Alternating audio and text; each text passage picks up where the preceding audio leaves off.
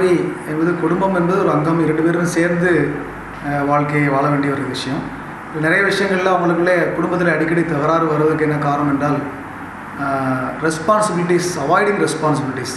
அவங்கவுங்களுக்குள்ளே வேலைகளை அவங்கவுங்களுக்குள்ளே ரெஸ்பான்சிபிலிட்டிஸை அவாய்ட் பண்ண ஆரம்பிக்கிறதுலேருந்து சின்ன சின்ன விஷயங்களில் மிஸ் அண்டர்ஸ்டாண்டிங், அவர்களுடைய புரிந்து கொள்ளுதலில் சில பிரச்சனைகள் ஆரம்பிக்கின்றது. இரண்டாவது பார்த்தால் டினையல்.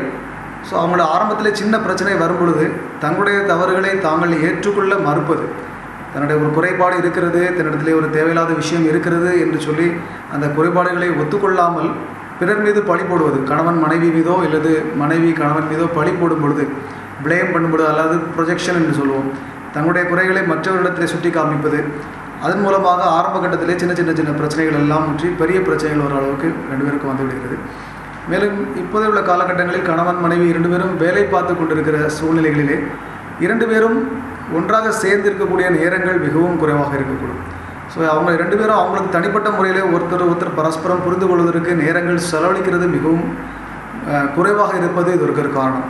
தங்களுடைய பிரச்சனைகளை பேசி தீர்ப்பதற்கு, தங்களுடைய அன்பை பரிமாறிக்கொள்வதற்கு, பிள்ளைகளிடம் நேரம் செலவிப்பதற்கு, குடும்ப விஷயங்களை பற்றி டிஸ்கஸ் பண்ணுவதற்கு அவங்களுக்குள்ள நேரம், இன்டர்பர்சனல் ரிலேஷன்ஷிப்பை இம்ப்ரூவ் பண்ணிக்கொள்வதற்கு அவங்களுக்கு சரியான நேரம் ஒதுக்காமல் இருப்பதும் அடிக்கடி அவர்களுடைய குடும்ப பிரச்சனைகள் வருவதற்கு ஒரு காரணம். அதிகப்படியான வேலைப்பொருட்கள், அதிகப்படியான ரெஸ்பான்சிபிலிட்டிஸ், ஃபேமிலி ரெஸ்பான்சிபிலிட்டிஸ், பிள்ளைகளை வளர்ப்பது, இன்னும் ஃபைனான்ஷியல் ரிலேட்டடாக உள்ள ரெஸ்பான்சிபிலிட்டிஸ், இதனால் அவங்களுக்குள்ளே சின்ன சின்ன பிரச்சனைகள் ஆரம்பித்து அப்படியே அதிகப்படியாக அது முற்றி போக வாய்ப்பு இருக்கிறது.